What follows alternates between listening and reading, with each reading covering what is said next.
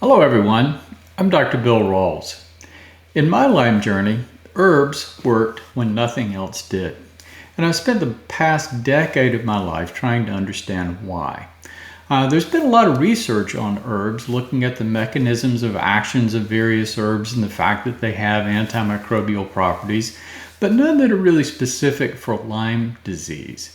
So that started changing last year with a study out of Johns Hopkins University in Baltimore. They were actually looking at some of the herbs that had been commonly used for Lyme disease, trying to answer the question of, do they actually kill the bacteria?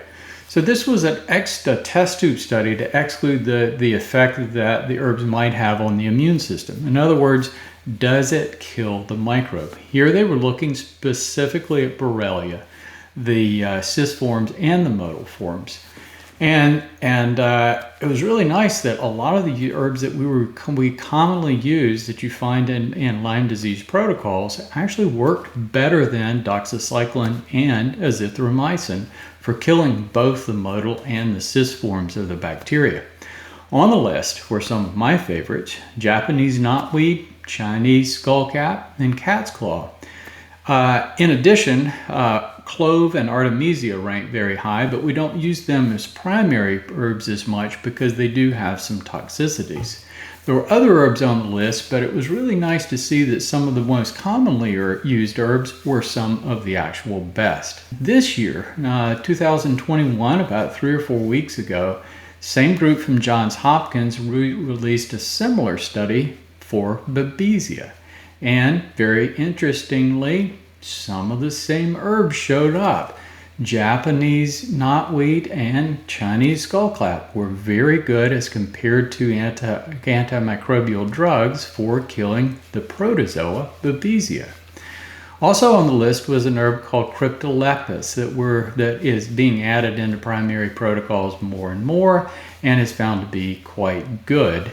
Beyond that, some of my favorites: Antigraphis, which is an excellent antiviral, and garlic, which has wide range antimicrobial properties that are well documented. And there are other studies that show it's effective against Borrelia. But it doesn't stop there. This past year, I researched herbs that have had activity against the coronavirus that causes COVID.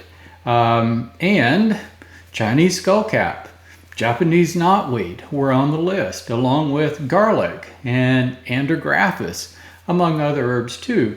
So it just shows the remarkable range of herbs. It's really fantastic that these herbs not only kill bacteria, and bacteria that are sometimes hard to kill, like Borrelia, but also Babesia protozoa and various kinds of viruses.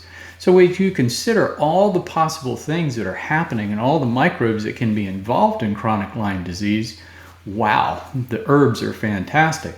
But the herbs don't stop there. All of the herbs have cell protectants. They have antioxidants, they have detoxificants that help break down toxins. So they're doing a lot of things to protect cells and protect the immune system, along with suppressing the microbes. I just don't know of anything that offers the kind of power that we can get from herbs, especially when herbs are used properly, consistently, and in the right concentrations. So, as you're going through your Lyme journey, think about herbs as a possible solution. We know more than we've ever known before. Take care. Thank you.